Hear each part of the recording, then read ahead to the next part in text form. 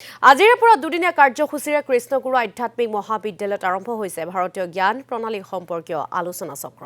উত্তৰ পূব ভাৰতৰ পৰম্পৰাগত স্বাস্থ্য সেৱা প্ৰথা সম্পৰ্কে আলোচনা হ'ব দুদিনীয়া কাৰ্যসূচীত।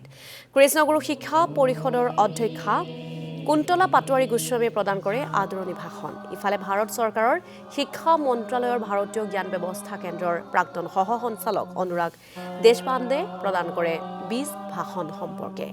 আধ্যাত্মিক অনুষ্ঠানটিত উপস্থিত থাকে উৰিষ্যাৰ শ্ৰী শ্ৰী বিশ্ববিদ্যালয়ৰ ভাৰতীয় জ্ঞান ব্যৱস্থা কেন্দ্ৰৰ সঞ্চালক ভৰত দাস, কৃষ্ণগুৰু আধ্যাত্মিক বিশ্ববিদ্যালয়ৰ আচাৰ্য তথা কৃষ্ণগুৰু সেৱাশ্ৰমৰ গুৰুজনা গুৰু কৃষ্ণ প্ৰেমানন্দ প্ৰভু।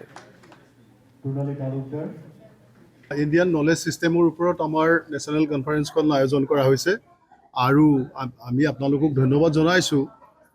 কৃষ্ণগুৰু প্ৰভু ঈশ্বৰৰ কৃপাত আমাৰ যিসকল বিশেষজ্ঞ উপস্থিত আছে, আজিৰ দিনটো বৰ সুন্দৰকৈ পাৰ হৈছে আৰু আমাক বিশাখাপট্টনম পোৰ্ট অথৰিটিয়ে বিশেষকৈ সন্মানীয় কেন্দ্ৰীয় মন্ত্ৰী সৰ্বানন্দ সোণোৱাল ডাঙৰীয়াই সহায় কৰিছিলে।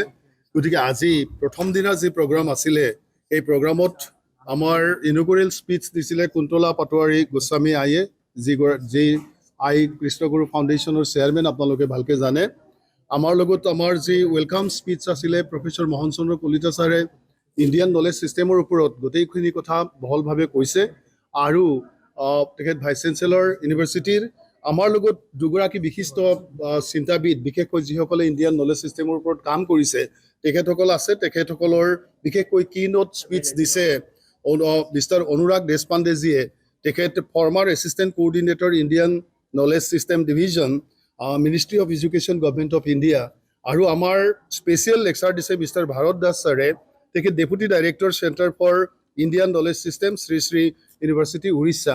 আৰু বাকী যিসকল আমাৰ নৱপল্লৱ নেৱাৰ আছে কোঅৰ্ডিনেটৰ হিচাপে। গতিকে প্ৰায় 160খন যি গৱেষণা পত্ৰ, সেই পত্ৰসমূহ তাত পাঠ কৰা হ'ব আৰু আমাৰ যি ইনগুৰেল ছেশ্যন নতুবা আৰম্ভণিৰ যি প্ৰক্ৰিয়া, সেই প্ৰক্ৰিয়া বৰ সুন্দৰভাৱে সকলোৰে আশীৰ্বাদত আৰু বিশেষকৈ দুগৰাকী বিশিষ্ট চিন্তাবিদৰ উপস্থিতিত সুন্দৰভাৱে সামৰণি পৰিছে প্ৰথম পৰ্যায়ত।